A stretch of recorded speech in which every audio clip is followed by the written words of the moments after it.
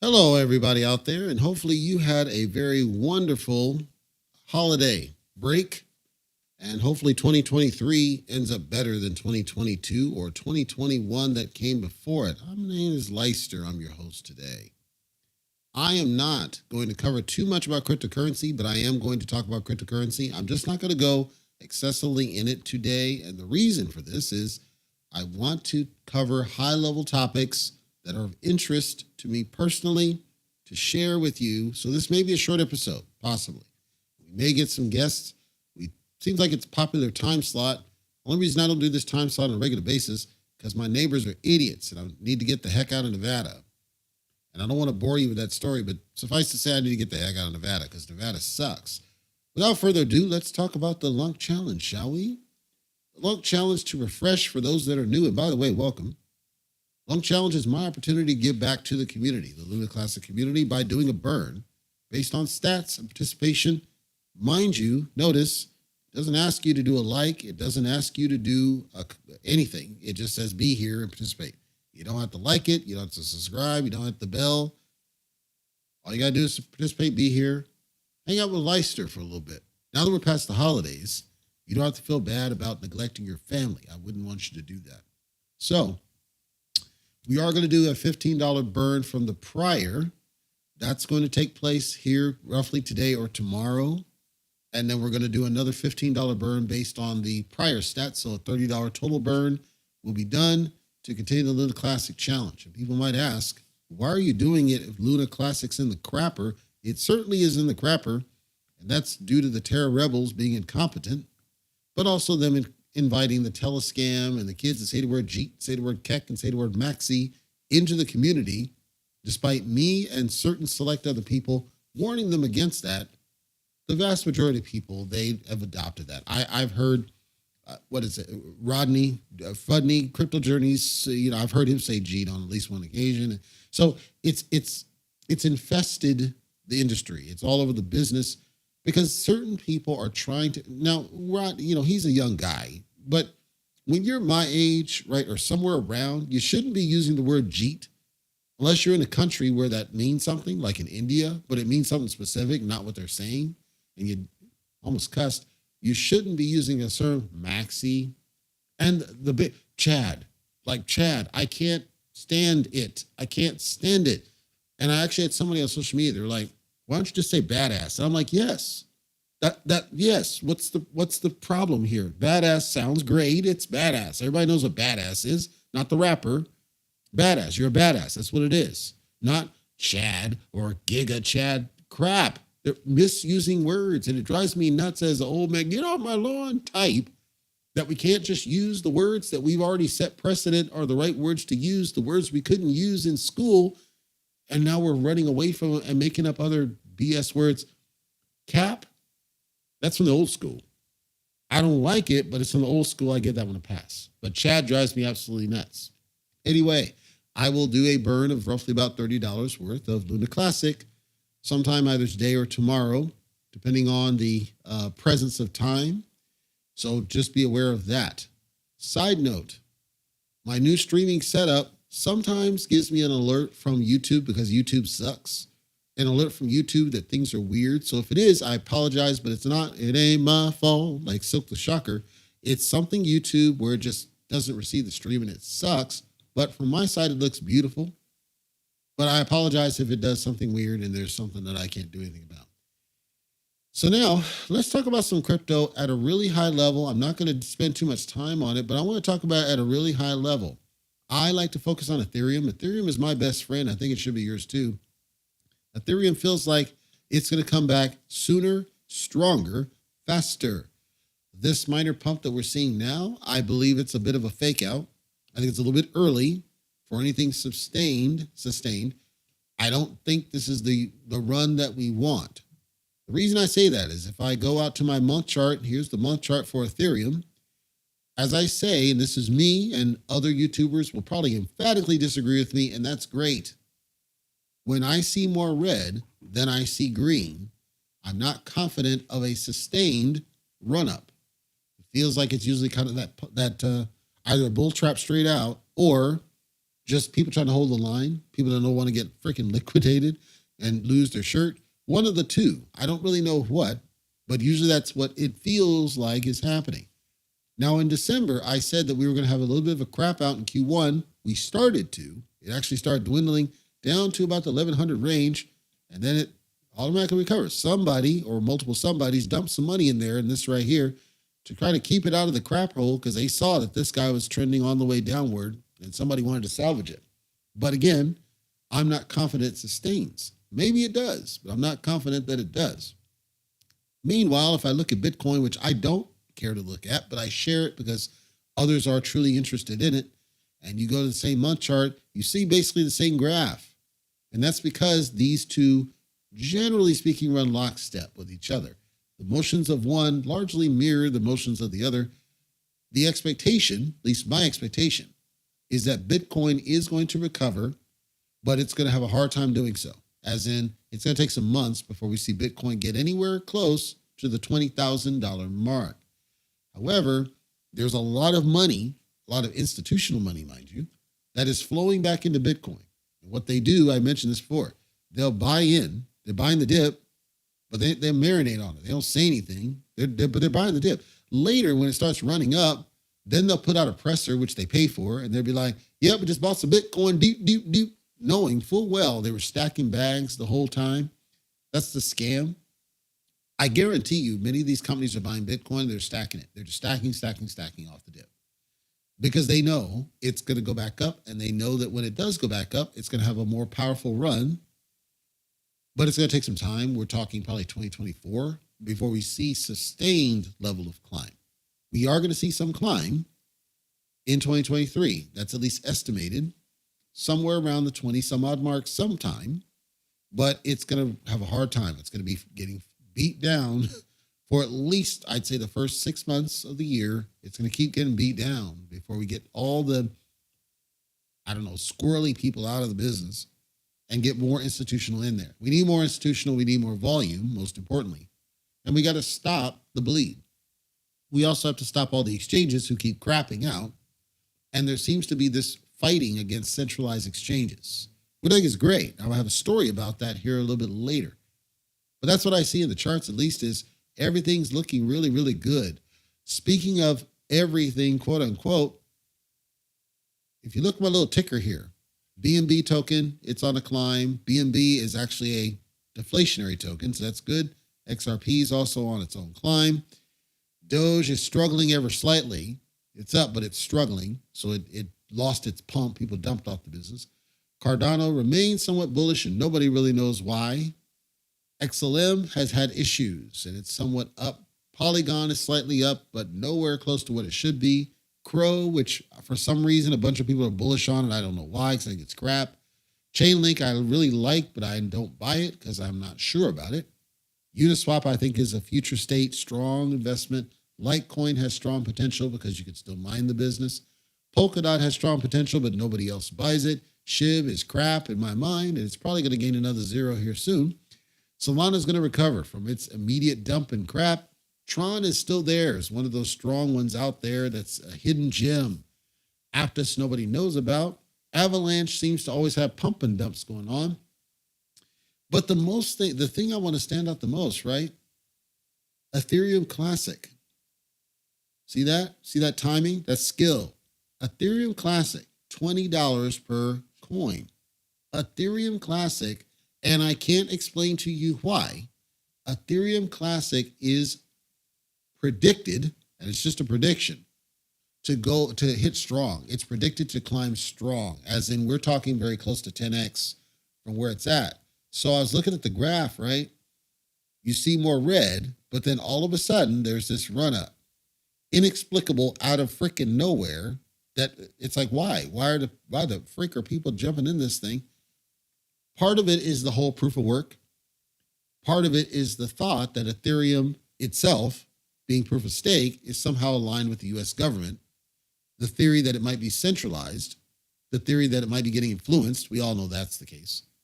But more importantly, Ethereum Classic today doesn't do anything. It's obviously a blockchain, but it doesn't do. Nobody develops on Ethereum Classic. And trust me, trying to trade on it is a nightmare. It's terrible. They have a swap. The swap is fast, but it's crap otherwise. And the blockchain doesn't do anything. And I suspect, and this is my theory, and other YouTubers will probably emphatically disagree with me, and that's great.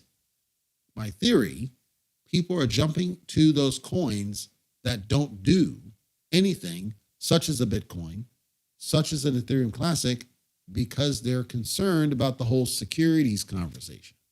That's a theory. I have no evidence of anything. All I can tell you is that Ethereum appears to be going on a run that some of the other tokens aren't even coming close to, coins. And the question is, how high can it go? It can go as high as 10x from where it's at because it was already there. So basically, how high can it go? It can go as high as it was at a point. Got as high as like 120 some odd, if I recall, 130. So if it's right now at 20, can it get as high as 200? I don't see why it can't, theoretically. Now, the question is, does more money continue flowing in it off the FOMO? That's the only trigger it has because it doesn't do anything. I don't know, folks. I don't know. I really don't. I watch it, though. I continually watch Ethereum Classic. I don't trade it, but I watch it. I used to sell it, like buy and sell it, like transact it, but I don't hold it because I'm not sure about it. Long term, I don't know what the frick's doing. And Bitcoin, I do buy and sell, but I never hold it. And I know that sounds weird, but the truth is, I don't think Bitcoin's hit the bottom. I suspect the Bitcoin's bottom, and you might think I'm crazy, and that's cool. I think Bitcoin's bottom is somewhere around $10,000, $11,000-ish. That's the theory, and I'm gambling that I'm right, that it's going to go much lower to about 10, 11. If it gets to 10, 11, okay, that's a good buy-in point for me because I know it won't stay there very long. And I just watch it. Buying a little bit now for me doesn't feel like it makes any sense because at the end of the day, it's not about the basis for Bitcoin for me. For me, it's about the amount of Bitcoin I would be able to buy. So I could stack and stack and stack and stack. But meanwhile, I'd have to sacrifice other projects and I'd rather have diversity in portfolio. So I buy multiple things. I don't just buy just one and keep stacking the one. I buy into whatever and just kind of sit on it. Then if the devs start to act incompetent, then I jump to whatever the heck else and go that way. Speaking of incompetent devs, let's talk quickly and briefly about Terrarium. I was browsing on CoinMarketCap, and you know what? I'm starting to really like CoinMarket. I don't like them, but their community tool. If you haven't checked their community tool, it's the most awesome freaking, like Twitter's crap for just community type chats. Twitter's crap. I don't do telescams, so that's out of the business. Reddit's there, but it's got a lot of elitist, pissants that look like they get beat up in school. Like that's Reddit for whatever reason. It wasn't always like that. Discord's cool, but then the problem is that people stop going to Discord. Like I know famous boxers and their Discords are dead. So I know it's not us. It's just for whatever reason, people are rejecting Discord. Too bad because Discord's a cool tool. But the CoinMarketCap community is live. It's jumping. Every single token's, well, except for the dead ones, is live. It's jumping. If you didn't get a chance, you should check it out. Terrariums, right? I got to do it. And if any of them listen, cool. Because I know some of the Seifu, after the car salesman ripped them off, jumped to the video. Because, I warned people Seifu was going to take the money. I didn't know when. I just knew it was going to happen. They come back and give my credit. But I did warn people since February. I have a playlist, Seifu playlist, video after video where I warned them. I told them exactly what was going to happen. And nobody believed me. And they kept attacking me like I'm a fudder and I don't know what I'm talking about, only to have the car salesman do exactly what I said was going to happen, all the way to the point I said he's about to cut and run. That's exactly what he did. I'm Nostradamus, man. I can't help that. It's obvious, right? When you act like a car salesman, you're probably going to rip somebody off. So with Terrarium, if you don't know Terrarium, the problem with Terrarium is it gets a lot of social media hype. The Terrarium people, the people behind it are very well credentialed people. The problem with the Terrarium folks is that they're not American folks. It has a presence in America, but they're not American people at all. And they they enticed a lot of people to chat on their behalf. And unfortunately, the people behind the project don't understand about communication. They don't know how it works. So they don't talk to their investors at all before they do something. They'll just do it. So they started dumping off the project at points. They just dump. Every time we turn around, it's this major dump off the project chart. The dude behind this, his name's Milton, right? He goes on Twitter and he's like, yeah, buy now, doop, doop, doop, doop, doop. And then it does a major dump. It was like 300 ETH or some crazy amount of ETH dump immediately after telling people to buy in. If this were the stock market, that would never fly since it's crypto, of course, right? And I said, when I covered terrarium, not covered by a high level mention, because I had people asking me, can you cover terrarium? And I'm like, no. Because they had the terms in there and they're talking about there's no guarantee of liquidity. We could take money whenever we feel like it. And you're not guaranteeing anything. And I said, screw you. I used the official word, but screw you. It is an investment. No, you can't just take my liquidity. No, you can't just take my money. And you're not going to tell me this, bro. And screw you. They changed the terms and said, well, if you're in the US, you can't do this, which they can't enforce because they knew I was telling the truth and they knew I caught them with their pants down, investing off the side. So I said, I'm not going to cover this because they're already they're already telling you they're going to take your freaking money. And nobody listened to me. I had but the majority of the community attacking me for telling you, not you guys, but I'm telling you they're going to take money. They're telling you they're going to take money. I'm not making this up. It's in their terms. They're telling you we have the right to take the money. Now, as the developers of the project, yes, they have the right to take the money and do something. But ethically and morally, you should tell the investors what you're about to do before you do it, not just do it and then say, hey, we'll pay you back later, because that comes across slimy and shady. Fast forward, and they do this 300 ETH dump, and then they're doing it again, and then they do it again, over and over again, just dumps. One of their largest advocates believes he's a YouTuber, and mind you, I'm not a YouTuber, I'm a podcaster who happens to have a channel. He's a YouTuber, and he actually has spoken about terrarium on multiple occasions, very supportive of what terrarium brings to the table. And even he said, this ain't a good look that you're doing this to the investors, and there's a better way to do it and handle it. And apparently they weren't listening to him. So if they're not listening to him, I mean, come on, at some point it's like, dude, I'm not going to cover this, right?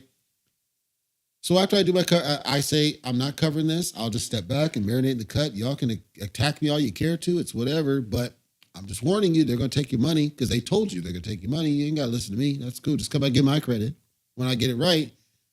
CoinMarketCap, user Solar Crypto says, quote, Terra is the real definition of shitcoin, fake doctors with fake listings to copy cut everything they see and keep on dumping on investors. This coin is on life support now.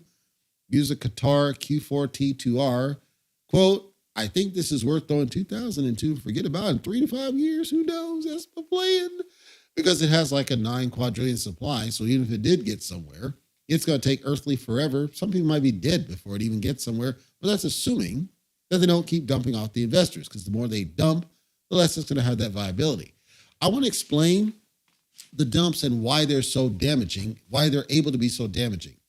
The dumps are so damaging because A, you have a significant supply. B, your holder count is low. When you have a significant supply like this, what happens, and the reason they do it is psychological. Oh, I got billions and billions and trillions for $20 or whatever. So psychologically, you feel like you got a lot when you really don't, but you're thinking, it drops 3 zeros. I throw 20, that's 20 grand, deep. Very few tokens do, because by the time you get in, it's already had the pump and dump, which terrarium has. Well, there's that, but it also has a low holders. It has a low market cap. Because there's not a lot of money in it, when you have a significant sell, so let's say there's $1 million in it. If there's $1 million in the thing, and somebody sells $200,000 off that business, what happens? You just dump 20% of the value of the project. So then that graph, that's what's going to happen, because you just dumped 20% of the value of the project out of it. Most projects will say, we just need to have more holders. It's not about holders. It's about value. How much money is in the project? It's actually better if you have, let's say, 100 holders, and each one of them tosses $100,000 in the bad boy, than it is to have a whole bunch of people who only toss $5 in it, because if all of them dump their 5, that's going to drain you faster, much faster. If somebody was that confident to dump $100,000 in a project, chances are they're either waiting for the 10x, so that takes time because you have to have more money in there. And by the time you get to that point, it's not as damaging because there's more of that money that came in for that person to wait on, versus the fives, they're just seeing it's not moving or it's going down. They're just going to dump out. The so-called, quote, paper hands. That's what's hurting Everrise. People are dumping out of it because they see the project's going down. But there's a lot of people who just had little bit of money in the dang thing. And the value of it is in the crapper. And so it's getting harmed by every single sell that happens, and it doesn't seem to stop. Do I think it'll recover? Sure. But that's the problem with Terrarium is they got such a high supply. It gives the illusion you're getting a lot of tokens, so people don't put a lot of money into it. They don't know anything about it, and they're not confident in it. User Rebolio, yes, says, quote, like I said, anything ever having involvement with Saitama is a scam. That includes this, and even the new BRL token has a Saitama virus. Any low-level shit coin is a better option. Dior and avoid these corrupt devs and they move on. User John B. 2825 says, quote, can I know where the hell these stupid Indian doctors who created this shit coin is hiding right now? Solar Crypto again. Shitcoin Pro Max. XS whatever. Just dump on investors again. 24 hours to launch the exchange because they just launched the Terrarium exchange deal. And then people notice that exchange is nothing more than a Huobi, which is an actual centralized exchange, a front end, a custom front end that's still talking to Huobi. So they didn't really build an exchange. I mean, anybody could have built what they built. I could have built what they built. I don't because I'm not advertising on building an exchange. Now, that's fine. It still is an exchange, but it's not something they created from scratch. It's not, you're still giving business to Huobi. You might as well go to Huobi directly if you're able to. So it was kind of misleading for them. And in the middle of this, again, they keep dumping off the project. They can dump every single time. People are not really happy. So my message to you guys, I am not telling anybody what to do with their money, especially with Terrarium itself. I'm saying when you harm investor sentiment by doing silly, stupid things, just like Lily, just like Saitama, just like Libero, like they all do the same damn thing. All of them behave the same way. All of them are the same thing, which is why I said, tinfoil though it may be, I believe there's some consultant person, possibly Del Rugpull, aka Del Crypto. I can't prove that, but it seems like somebody is consulting all these projects to do the same thing. Shinja, same thing.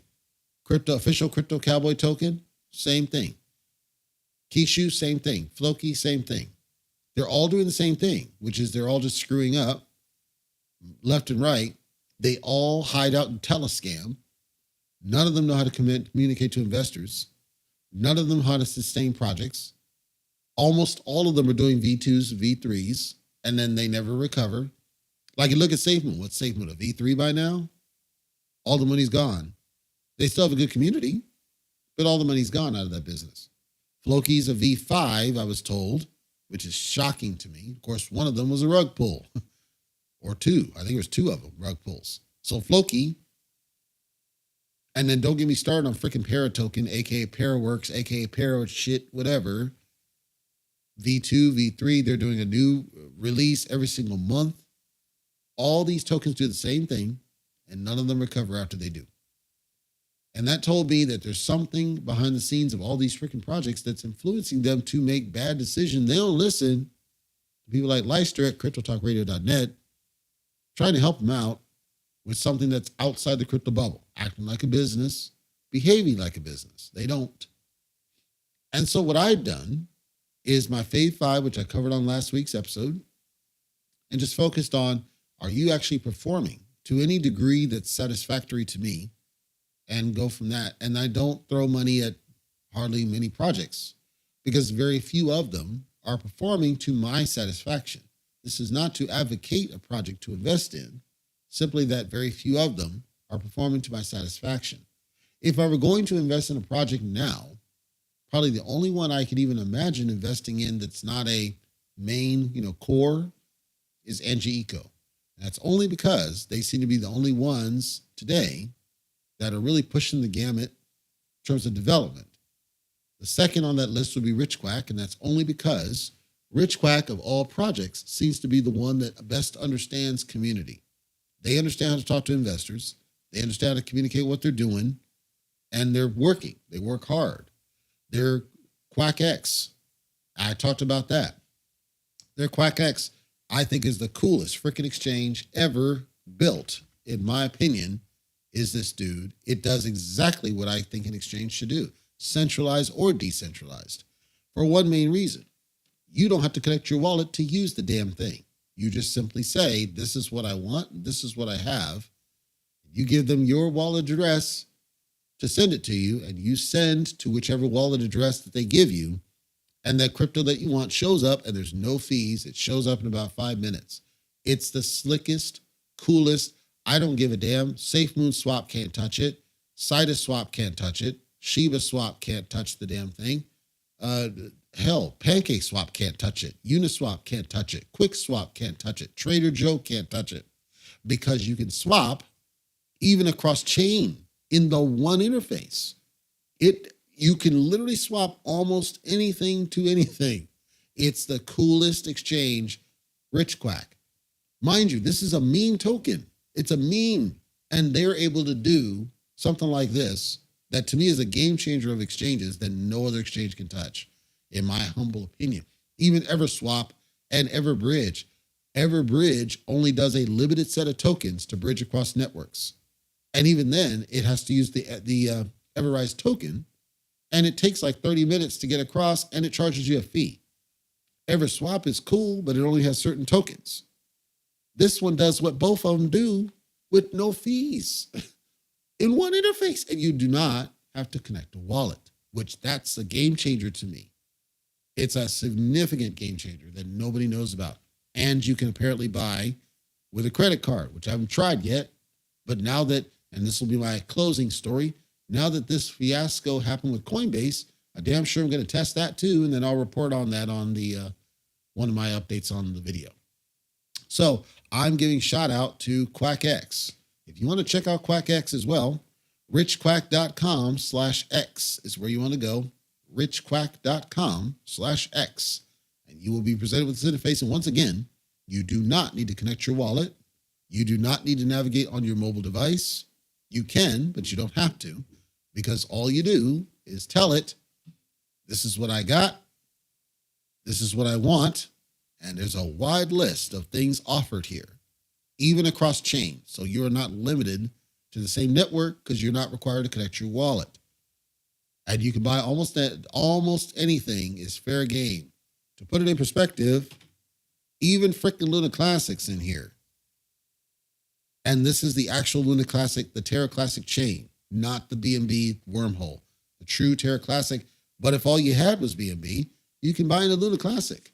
If all you had was Ethereum, you can buy your Luna Classic, and there's no fees. And it takes about 5 minutes, and you do not need to connect your wallet. I encourage you to check it out at richquack.com/X. Now, in the words of the notorious B.I.G., may he rest in peace, I got a story to tell, because I had a fiasco happen with Coinbase to the point I've liquidated everything out of Coinbase. And that's a lot of money I pulled out too. I want to tell the story because it's probably going to happen to anybody else who uses Coinbase at some point in your use of them. At some point, it's probably going to happen to you. And I want to warn you, because I think I know what happened, but I don't have any evidence, but I think I know what happened here. So for Coinbase, you have the option to add checking accounts or credit cards or debit cards. I don't use credit cards because they're a scam. And I say that as having worked at the credit bureau. So I added my debit card, my primary debit card, my other debit card, and 2 of my checking accounts. That gave me multiple options. The problem with checking accounts is that they will hold, they give you the assets and you can trade, but you can't sell them. You can't use them. They're just, it's kind of like fake money. It's, so they hold it for like 5 days or some crap. So I don't use the checking account to buy in. It's either a wire in, which comes from my bank, or I use my debit card. The debit card, they nail you with fees. The fees they charge, one is for what they call the spread. So basically they hold a bunch of money for the shifting of price. Now, if you're buying a stable coin, they still charge you that crap. A stable coin doesn't shift very many, a penny or two at most, and they still charge you like $2 for this crap. So it's a scam. They're making money off that, buying off the cards. And then they use that so that they don't have to pay the card fees to the card provider. The problem is that when you add your debit card, if you need to change your billing address, you cannot do. I scoured that interface. You must delete it and re-add it to update a new billing address. So I had to change my billing address on Coinbase for one of my debit cards. The other one I removed because that debit card, I had to report it lost and stolen because, something happened to it. So I pulled that one off. And then my only remaining one, I needed to change the billing. That's all I was doing, was change the billing address so it would pass. Had to delete it, re-add it. So I delete it, I re-add it, can't use it. Okay, there's probably a verification. Fine. I don't immediately need to use it. I just needed to get it in there and then make sure I can do what I need to do. I start getting errors on the interface. Then I go back in, I log out, back in, I go in, and it says you can't send cryptocurrency. I can receive cryptocurrency. I can deal with cash. I can trade. I can do everything else, but I can't send out. Restricted. Okay, so I contact support, help.coinbase.com, chat. And I ask, what the hell's going on with my account? I've never had any problems with it up to this point. And it's stupid that the only thing I can't do is send cryptocurrency. Because I'm going to put in perspective here in a moment why this is stupid.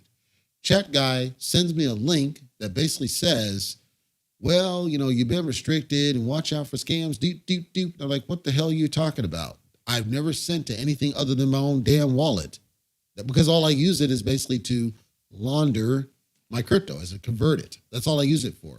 I'll send ETH in so that I can convert it to, AVAX and then send it back. That's all I do. I don't use Coinbase for a damn thing other than conversions. And that's only because it has the debit card. Otherwise, I would use KuCoin. So I don't know what the hell he's talking about. He won't give me any more data. He won't tell me why. He just says, yep, it's restricted for a week. So in this case, we got 5 days left. And I'm like, and I'm not going to cuss, but I basically said, F you, that's not going to work. And I decided to liquidate my account and I'll move over to a different exchange, probably cex.io or something. Now, here's why it's stupid. I said this before.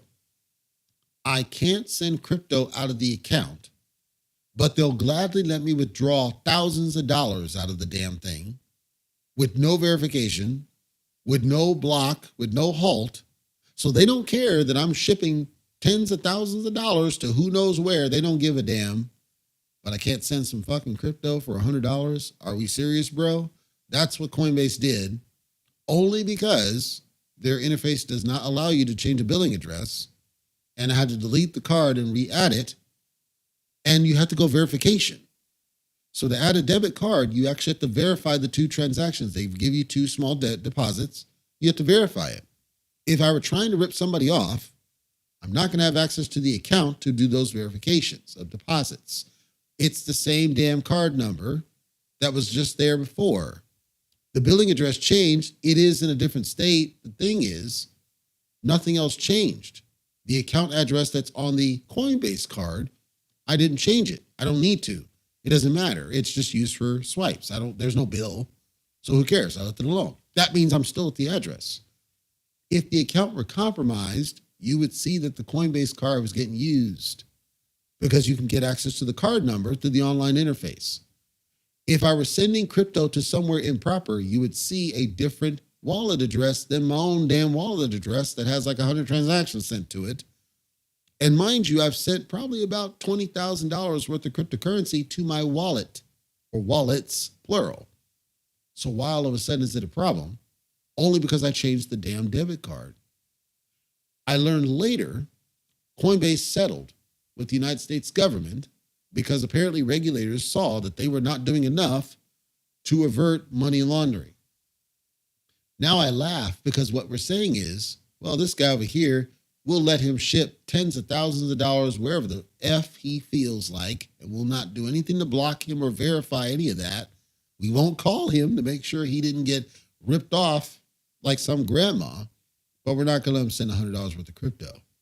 because these regulators are breathing down our effing necks. See, that's why that dude, when he was like, well, we filed bankruptcy, we're going to go, and all you're going to lose all your money, deep, deep, deep. That's why he did that, because they're incompetent. They're a bunch of freaking idiots because they don't know what the hell to do with enforcement. Mind you, I'm a former auditor, so I know why they're doing it, because they don't know what the F they're doing. They don't know how to manage risk. You manage risk by the amount of money moving, not the method by which you move it. The amount is where the risk comes in. You should have a problem with somebody shipping $10,000 all of a sudden when they never have done so, because I've never done so. I've never withdrawn more than maybe $50.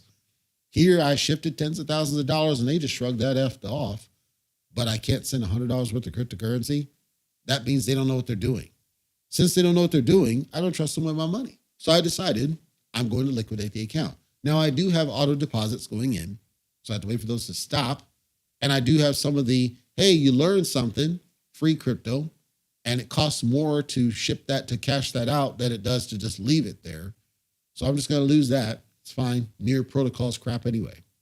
But the point is, I'm going to liquidate the Coinbase account. Once the deposits stop, I'm just going to let them be. And I'm actually going to ship most of my stuff over to Robinhood, because now that I'm getting the almost cussed heck out of Nevada, that means I'll be able to use Robinhood for the basic trades that I do. And I'll just use them in the short term till I set up another exchange somewhere else. With that said, anybody who can make a recommendation for a decent exchange, and please don't say crypto.com, because they're crap. Until they build a web interface on a computer, I will never use them.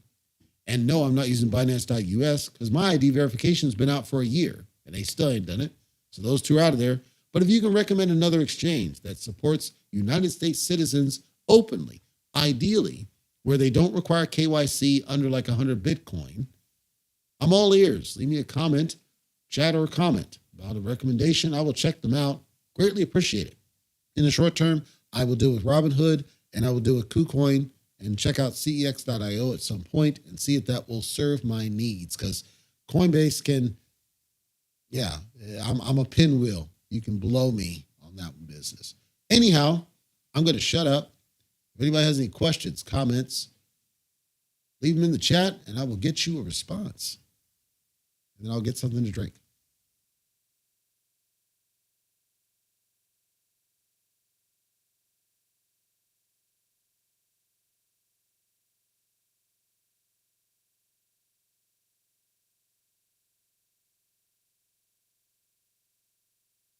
Twitch looks like it's good to go. So,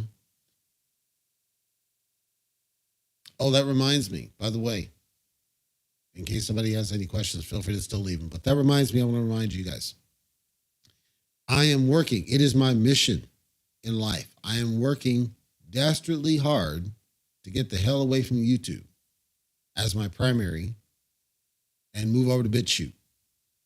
The reason I'm doing that is because it feels like YouTube's dead. Feels like nobody's left on YouTube. I don't know why that is. Now, of course, if it's some garbage video about some kid and, doing something with their dog, that one seems to get, millions and millions of freaking views. So I can tell people are using it to waste time, not learn something, or be enriched or empowered. I can tell they're not using it for the right things. Or like Tucker Carlson or something, hearing him rant because they like it, or they're watching it for certain things. They're not watching it to really be enriched or enlightened or anything. So that's fine. But I noticed that BitChute has way more volume, way more activity to it. And that may be crypto related. I'm not sure. But it is my mission to get BitChute to be the primary. And then YouTube will be the follower. I don't know if that'll work because BitChute doesn't do live streaming. But if and when BitChute gets that set up, that will be my plan. What that means is that I'll still do the lives through YouTube because it copies up to BitChute, as well as Rumble and Odyssey. We're on all three, by the way. But anything that's an ad hoc video, I'm just going to put it up on BitChute, and I'm not going to put those on YouTube going forward. So YouTube will just be the weekly Leicester Live and nothing else, because YouTube sucks. YouTube really sucks, especially with the way they just changed the policy. They changed the policy. I'm never going to run ads on my show, but they have the right to run ads whether I say so or not. So you might even get ads watching this one. I have no control over those, and I don't get any money off it. That's YouTube. They force it on you. As well, in order for you to run ads if you wanted to, which I never would, but if you did, you have to do those shorts crap. And those shorts are terrible. Trying to be a ghetto TikTok ain't gonna work for me, brother. So no, I refuse. Or you have to basically shill for followers to get over a threshold, and then you have to shill for view time to just make YouTube happy. Screw you. I'll just go to somewhere else that's wanting my business, and that's what I'm going to do. So that's my announcement for those. There will come a time when YouTube will just be the occasional video and nothing else, and everything else, the good stuff, is going to be on BitChute, and then Rumble and Odyssey, of course.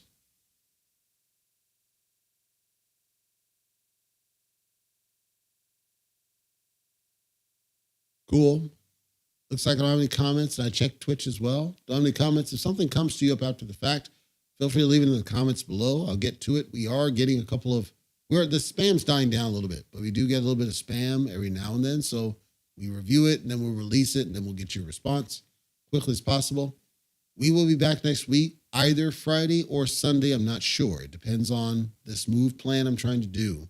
If the car I'm trying to get shows up like it's supposed to, then it means that, if it shows up like, let's say, Monday or Tuesday, I'm pretty good to go, and we'll be on probably on Sunday, because I'll just drive it overnight or something. I hope not. I don't want to do that.